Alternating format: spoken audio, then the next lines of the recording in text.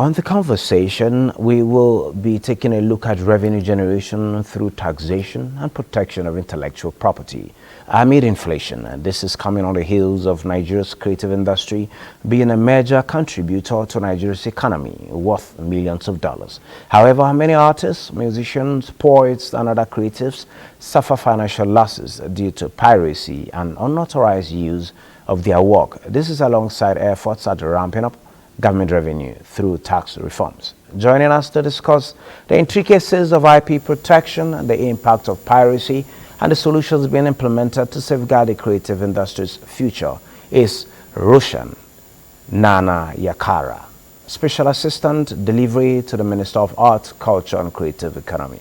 You're welcome to Business Express. Good morning, and thank you for having me.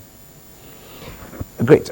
What are the most common forms and authorized use of affecting creative industry in Nigeria? It is a huge industry that is worth millions of naira, billions of naira, millions of dollars. How far are we doing in that direction?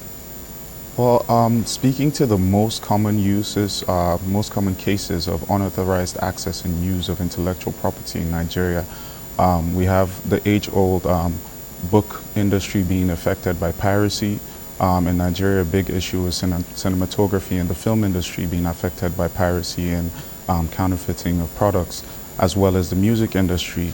We also have emerging subsectors of the current creative economy also experiencing some of these issues, especially in the functional designs and creative arts sectors, such as authentication of artworks and such.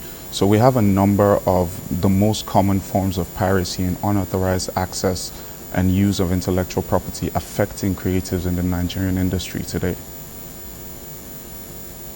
Now, Nigeria has legal frameworks for IP protection, including Trademarks Act, the Copyright, you have issue of Patents and Designs Act.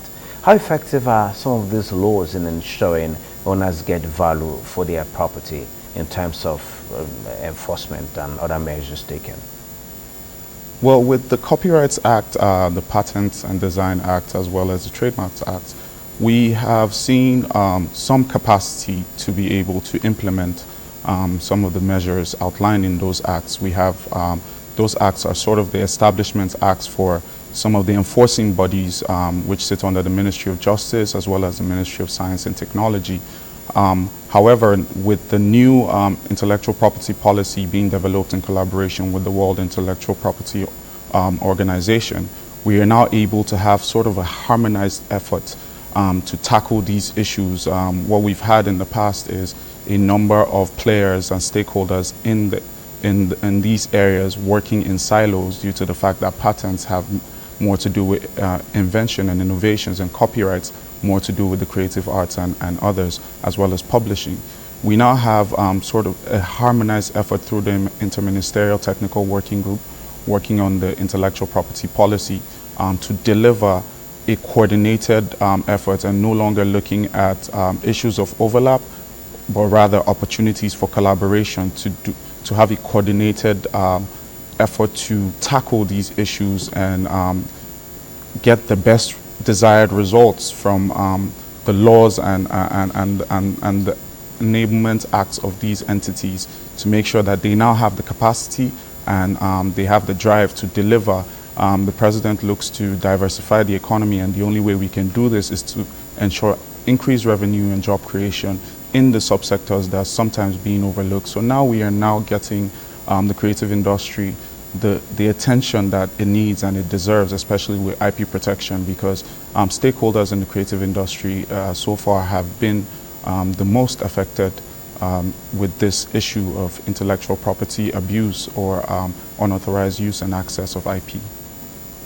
Okay, talking about efforts at diversifying the economy, which the present administration is so very serious about, and your minister, I saw recently, she's collaborating with the Minister of Industry, Trade and Investment to ensure what you just mentioned, to avoid this overlap and to enhance or increase or deepen collaboration to ensure success at this line. What should we expect at the end of this, and is there any time frame to this? Yeah, great question, really. So like I said, for once, for the first time in a long time, we now have a coordinated effort. We have an interministerial technical working group chaired by the Ministry of Trade and Investment, as well as ourselves.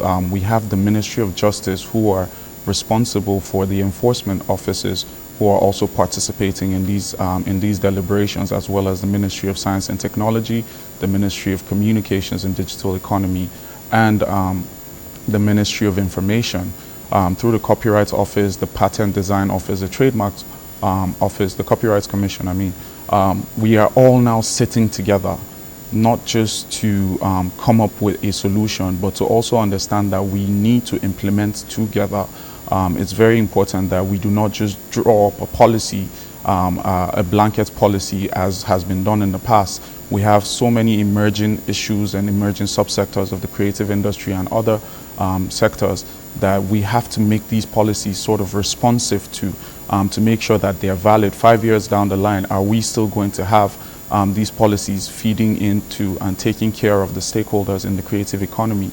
So that is one of the key things. What we hope to expect right now, first of all, the priority is to deliver the intellectual property policy, which has been the efforts of this technical working group. We have basically gotten it close to the finish line, and we have the last round of stakeholder engagement, because one of the important thing in policy making is to have responsive policies that have the stakeholder input. In the past, we didn't have as much input from the core key stakeholders in the private sector and the informal sectors participating in our policy development process, and now we have that. We have a number of stakeholder engagements set to happen from the end of June and into July, and we hope to be bringing out a final draft by the end of these stakeholder engagements in collaboration with the World Intellectual Property Organization, who are ensuring that we're maintaining global standards with the policy that we are developing to make sure that everyone is protected for the long term and is sustainable. That's awesome. Thank you very much, Nanayakkra, for your deep insights on this. We're going to be following up to see what efforts been made and the results, the impact at the end of the day. Thank you so much.